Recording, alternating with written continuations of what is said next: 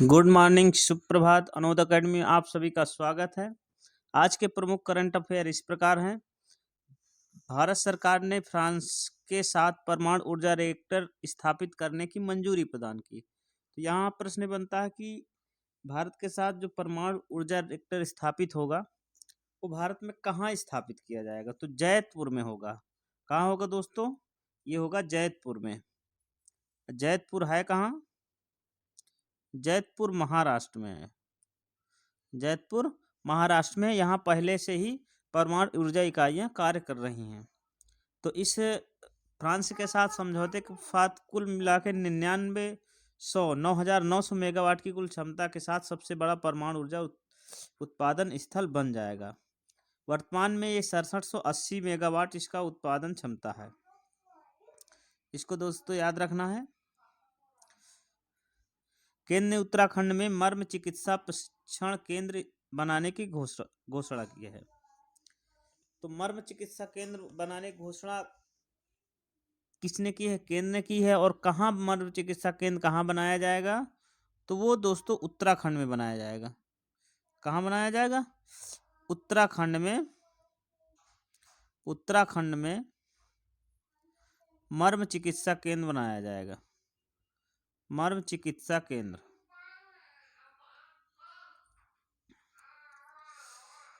इसे याद रखना है। यह देश और दुनिया के छात्रों को आयुर्वेद में विशेषज्ञता हासिल करने में मदद करेगा। मर्म चिकित्सा प्रशिक्षण केंद्र है क्या है? आयुर्वेद, यूनानी प्राकृतिक चिकित्सा, हर्बल दवाओं को बढ़ावा देने के लिए राष्ट्रीय आयुष मिशन योजना के तहत यह प्रशिक्षण केंद्र स्थापित किया जाएगा। तो इसमें दो फैक्टर, कहाँ स्थापित किया जाएगा यह आपको याद रखना है।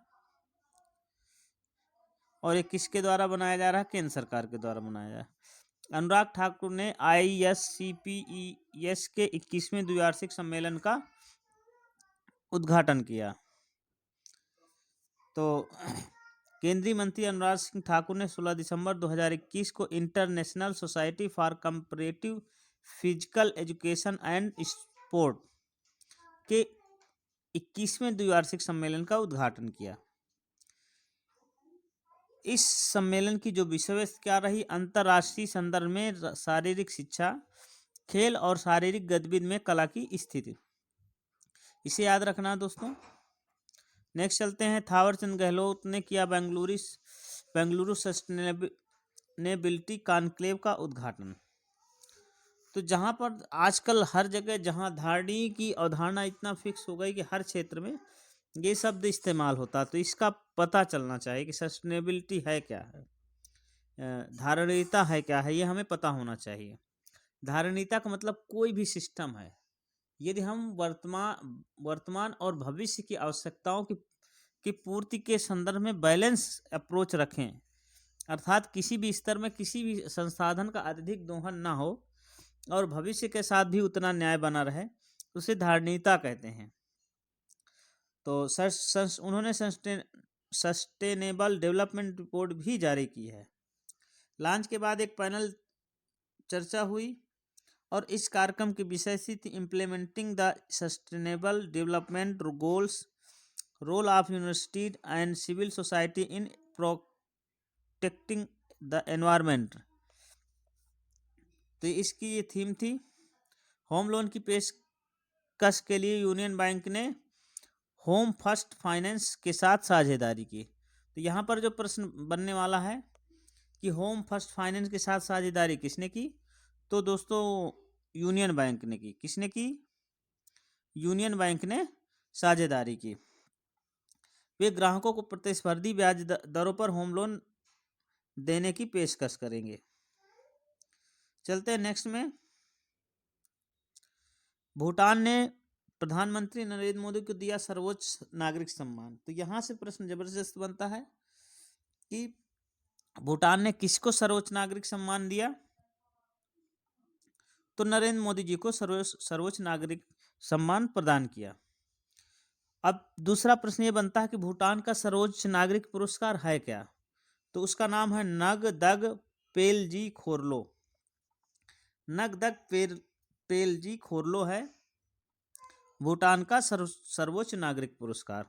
कमेंट बॉक्स में आप कमेंट करिए कि भारत का सर्वोच्च नागरिक पुरस्कार क्या है।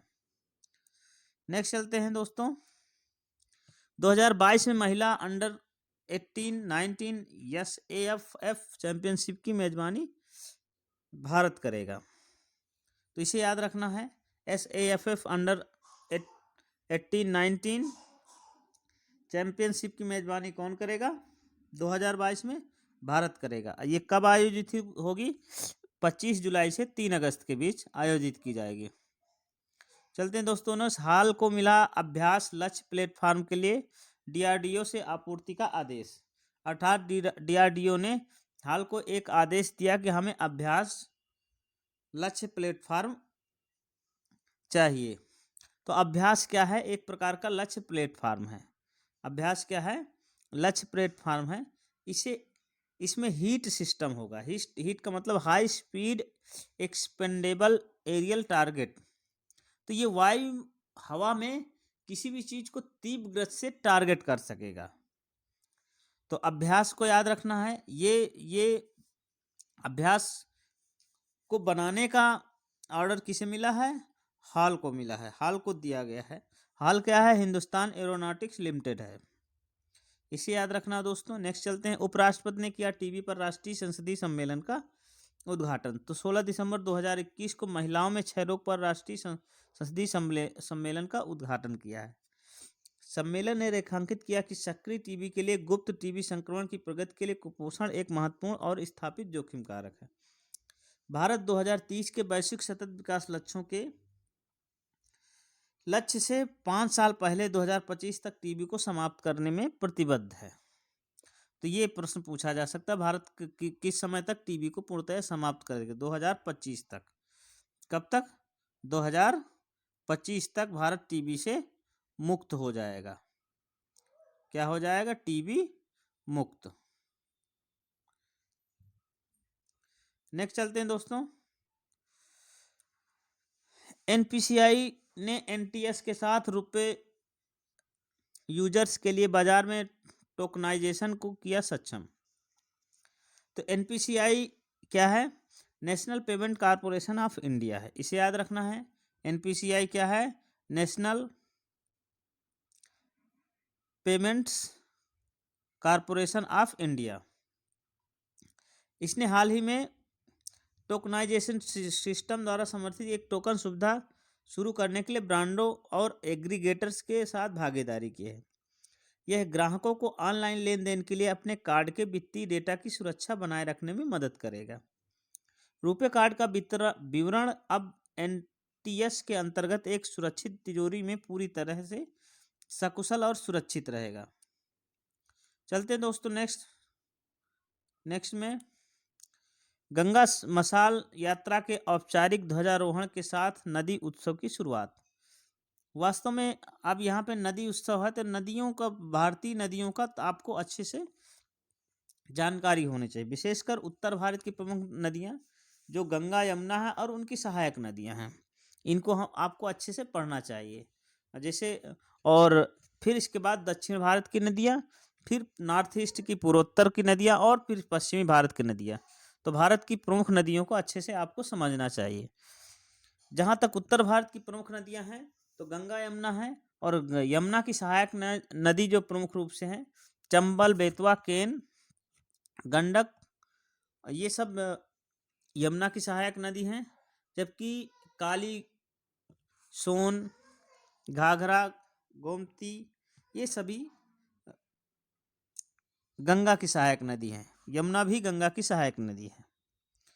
पश्चिमी भारत में बहने वाली प्रमुख नदियों में नर्मदा, ताप्ती और लूनी।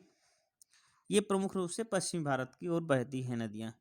पूर्वी भारत में, दक्षिणी भारत में जो बहने वाली नदियाँ हैं प्रमुख रूप से, जैसे महानदी, कृष्णा, कावेरी, गोदावरी, ये प्रमुख रूप से दक्षिण भारत की ओर नदियाँ बहती हैं। चलिए दोस्तों, चलते हैं नेक्स्ट में। केंद्रीय मंत्रिमंडल ने दी महिलाओं की शादी की उम्र 21 वर्ष करने को मंजूरी। अब दोस्तों, अब केंद्रीय मंत्रिमंडल का निर्णय है कि लड़कियों की, गर्ल्स की जो उम्र होगी वो भी 21 साल होगी, शादी की उम्र। अभी तक कितनी थी? 18 वर्ष थी। पुरुषों की मेल की कितनी थी, वो भी 21 वर्ष पहले से थी। तो अब कानूनन पहले ये था कि 18 वर्ष से पहले लड़कियों की शादी करना कानूनी जुर्म माना गया था। अब सरकार को इस उम्र को लागू करने के लिए उन्हें 3 संशोधन करने पड़ेंगे। पहला, एक तो बाल विवाह निषेध अधिनियम, इस पे संशोधन करना पड़ेगा। विशेष विवाह अधिनियम, इस पर संशोधन, और हिंदू विवाह अधिनियम, इस पे संशोधन करेगी। तो इन तीनों बिलों पर सरकार संशोधन करके जो फीमेल या लड़कियों की फीमेल की उम्र रखी जाएगी वो 21 वर्ष रखी जाएगी। चलते हैं दोस्तों नेक्स्ट में, इसे याद रखना पूछा जा सकता। सेबी ने बाजार की शुरुआती विसंगतियां ज्ञात करने के लिए सुझावों के लिए एक पैनल का गठन किया गया। तो अब यहाँ पर पूछेगा सेबी है क्या। सेबी का मतलब होता है भारतीय प्रतिभूत और विनिमय board, security exchange board of India ने तकनीकी क्षमताओं को बढ़ाने और बाजार की विसंगतियों का जल्द पता लगाने के लिए उपयुक्त तकनीकी समाधानों का पता लगाने के लिए मार्गदर्शन करने के लिए एक सलाहकार समिति का गठन किया है। तो आपको सेबी से संबंधित फैक्ट आपको अच्छे से पढ़ लेने। राष्ट्रपति रामनाथ कोविंद ने किया ढाका के ऐतिहासिक काली मंदिर का उद्घाटन। दोस्तों पहले यही पूछेगा कि जो ढाका में काली मंदिर है उसका उद्घाटन किसने किया, तो रामनाथ कोविंद ने किया। और इस मंदिर को उद्घाटन का मतलब अब बना हुआ है, बनाया गया तभी तो उद्घाटन हुआ। तो इसको नष्ट कब किया गया, तो 1971 में भारत पाकिस्तान जब युद्ध हुआ तो पाकिस्तानी सेना का एक ऑपरेशन सर्च लाइट अभियान शुरू हुआ था। क्या हुआ था? ऑपरेशन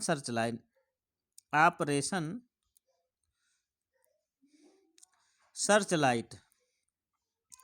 ये अभियान क्या था? जो पाकिस्तान के खिलाफ विद्रोह कर रहे थे उन सभी को सर्च करके पकड़ के ढूंढ के मारा जा रहा था। तो उसी दौरान ये इस काली मंदिर को भी जो है पाकिस्तानी सेना ने नष्ट कर दिया था। अब उसे बनाया गया और उसका उद्घाटन किया गया। किसके द्वारा किया गया? रामनाथ कोविंद के द्वारा। चलते नेक्स्ट में, भारतीय स्टेट बैंक ने आधार दर में 0.1% की वृद्धि की है। तो एसबीआई पर आधारित भारतीय स्टेट बैंक ने आधार दर में 0.1% की वृद्धि की है। तो एसबीआई ने बेंचमार्क लेंडिंग रेट या बेसमार्क में 0.1% की वृद्धि की है। ये विशेष नहीं, इस पे बनेगा प्रश्न। नीति आयोग के सीईओ अमिताभ कांत ने लॉन्च किया यूलिप हैकाथॉन लॉजिस्टिक्स। तो यूलिप हैकाथॉन लॉजिस्टिक्स रिपोर्ट जारी की किसने? नीति आयोग। कौन जारी करता है? पहला प्रश्न तो यही बनता है, यूलिप हैकाथॉन लॉजिस्टिक्स रिपोर्ट कौन जारी करता है? तो नीति आयोग जारी करता है। इसे लॉजिस्टिक उद्योग के लाभ के लिए अधिक विचारों को क्राउड सोर्स करने के लिए लॉन्च किया गया। यूलिप हैकाथॉन लॉजिस्टिक्स का आयोजन नीति आयोग और अटल इनोवेशन मिशन द्वारा किया जा रहा है। इसे national industrial corridor development Corp और NICDS logistic data bank service limited द्वारा समर्थित किया जाएगा। नेक्स्ट चलते हैं, भारत और जर्मनी डेवलपमेंट बैंक के बीच 442 मिलियन यूरो डॉलर का समझौता हुआ। तो सीधा सा पहला प्रश्न यही बनेगा कि भारत और जर्मनी डेवलपमेंट के बीच कितने करोड़ रुपए का, कितने मिलियन यूरो का समझौता हुआ? तो 442 मिलियन। कितना? 442 मिलियन यूरो का समझौता हुआ। Million euro. ये नेक्स्ट चलते हैं दोस्तों,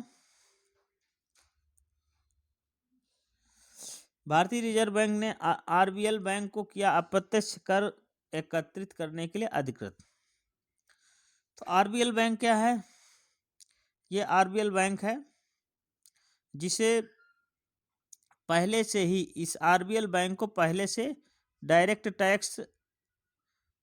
टैक्स वसूलने को अधिकृत किया गया था। पहले से ये डायरेक्ट टैक्स वसूल रहा था, लेकिन हाल ही में आरबीआई ने इसे डायरेक्ट और इनडायरेक्ट टैक्स को भी वसूलने का अधिकृत किया गया है। तो ये प्रश्न जबरदस्त, कौन सा बैंक है जो भारत का डायरेक्ट और इनडायरेक्ट टैक्स एकत्रित करने के लिए अधिकृत है? तो आरबीएल बैंक है। क्या है? आरबीएल बैंक है, इसे याद रखना है आपको इसका नाम। नेक्स्ट चलते हैं दोस्तों, ईएसजी मुद्दों पर यूएनपीआरआई पर हस्ताक्षर करने वाली पहली बीमा कंपनी बनी आईसीआईसीआई प्रूडेंशियल। तो आईसीआईसीआई बैंक आपने सुना होगा, लेकिन आईसीआईसीआई प्रूडेंशियल लाइफ इंश्योरेंस ने पर्यावरण, सामाजिक और शासन के मुद्दों के प्रति अपनी प्रतिबद्धता का प्रदर्शन करते हुए संयुक्त राष्ट्र समर्थित जिम्मेदार निवेश यूएनपीआरआई के सिद्धांतों पर हस्ताक्षर करने वाली पहली बीमा कंपनी बन गई है। अनप्राई यूएनपीआरआई संयुक्त राष्ट्र के दो निकायों, संयुक्त राष्ट्र पर्यावरण विकास कार्यक्रम वित्त पहल और संयुक्त राष्ट्र ग्लोबल कंपैक्ट के साथ साझेदारी में एक निवेशक पहल है। चलते दोस्तों, असम सरकार ने एशियन डेवलपमेंट बैंक के साथ किया समझौता।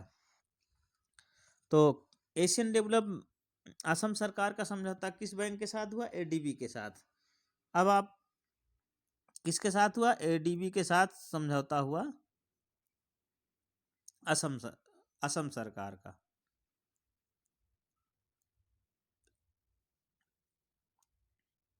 नेक्स्ट चलते हैं दोस्तों, अंतर्राष्ट्रीय प्रवासी दिवस 18 दिसंबर को मनाया जाता है और वैश्विक प्रवास की समस्या और चुनौतियों से निपटने के लिए प्रत्येक वर्ष 18 दिसंबर को अंतर्राष्ट्रीय प्रवासी दिवस मनाया जाता है। संयुक्त राष्ट्र महासभा ने वर्ष 1999 में सभी प्रवासी श्रमिकों और उनके परिवार के सदस्यों के अधिकारों के संरक्षण पर अंतर्राष्ट्रीय सम्मेलन बनाया। इस अंतर्राष्ट्रीय प्रवासी दिवस 18 दिसंबर को जो मनाया गया, इसकी जो विषय वस्तु थी, harnessing the potential of human mobilities, इसे याद रखना दोस्तों। नेक्स्ट चलते हैं, केंद्र सरकार और महाराष्ट्र सरकार में 5 लॉजिस्टिक पार्क स्थापित करने के लिए समझौता। तो यहाँ पर जबरदस्त एक प्रश्न बन सकता है कि महाराष्ट्र में 5 जो लॉजिस्टिक पार्क स्थापित किए जाएंगे,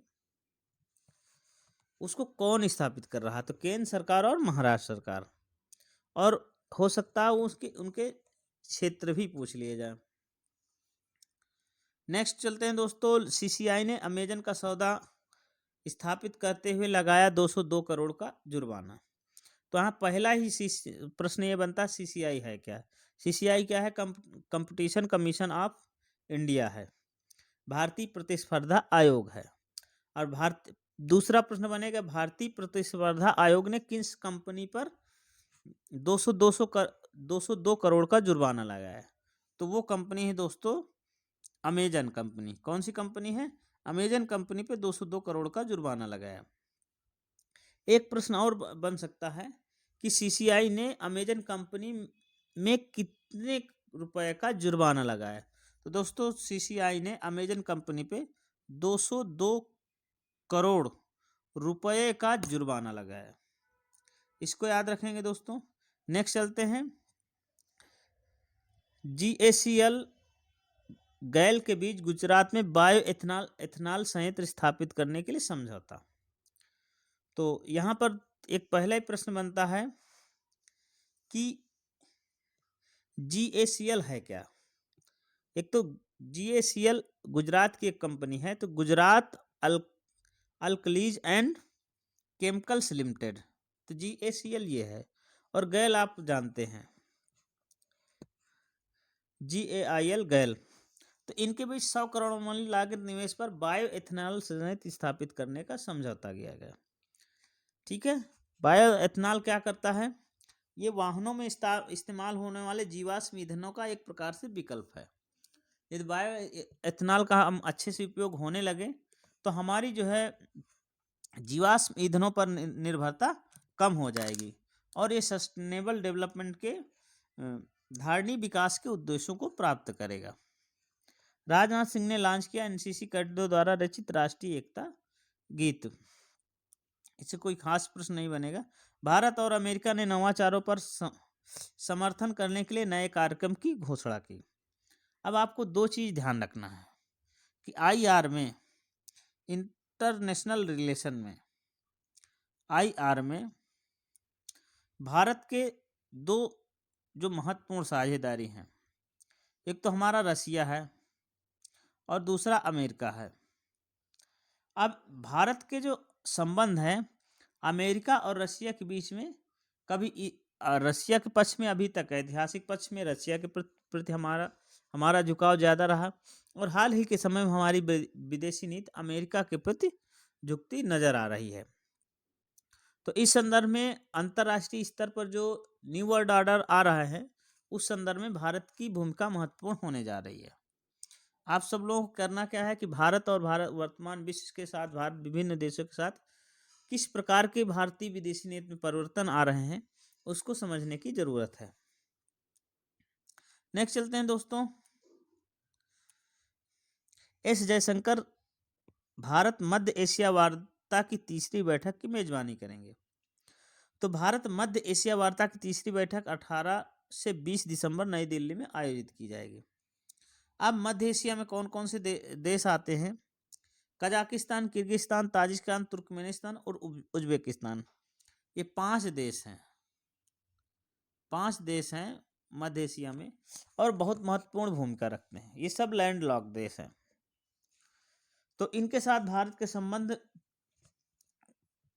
बहुत जरूरी है, क्योंकि इनके माध्यम से हम चाइना को काउंटर कर सकते हैं, वहां से नियंत्रित कर सकते हैं।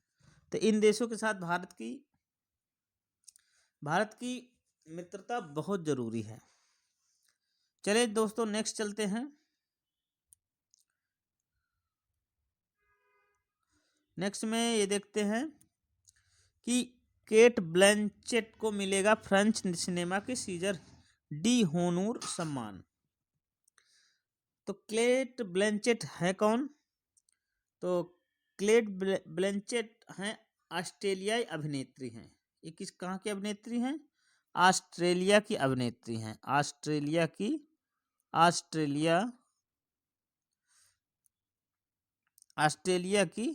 अभिनेत्री हैं केट ब्लैंचेट।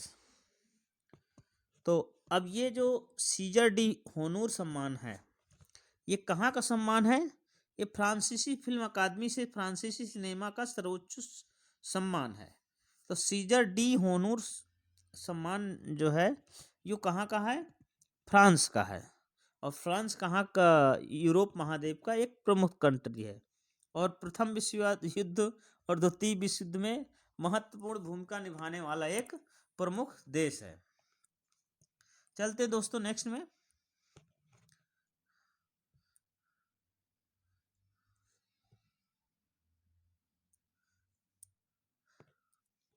दोस्तों आज के जो प्रमुख करंट अफेयर रहे, ये यहीं तक रहे। आशा करता हूं कि आपको ये करंट अफेयर अच्छे से समझ में आ रहे हैं।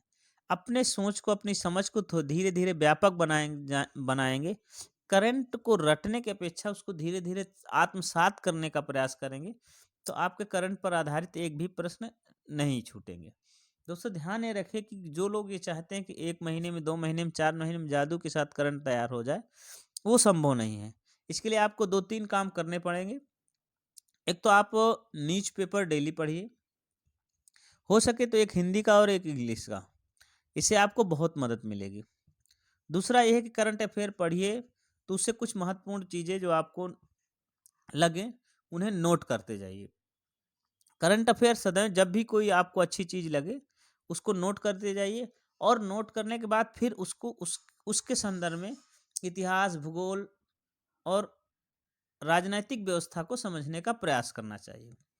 क्योंकि जो भी आज करंट है उसका किसी न किसी अतीत घटना से संबंध जरूर होता है। यदि हम ऐसे तारतम्य स्थापित करने में सफल रहे तो निस्संदेह हमारा करंट अफेयर अत्यधिक स्ट्रांग हो जाएगा, बहुत मजबूत हो जाएगा। अब मजबूत ही नहीं होगा, बहुत प्रासंगिक होगा, जिसे आप अच्छे से समझ सकेंगे और उसके बहुआयामी लाभ उठा सकेंगे। चाहे वो प्री हो या मेंस हो, कहीं पर भी आप उसके उत्तर अच्छे से लिख सकते हैं। तो वीडियो देखने के लिए आपको बहुत बहुत धन्यवाद। मिलते हैं दोस्तों नेक्स्ट कल इसी टाइम में आपको नेक्स्ट वीडियो के साथ। तब तक के लिए जय हिंद, जय भारत।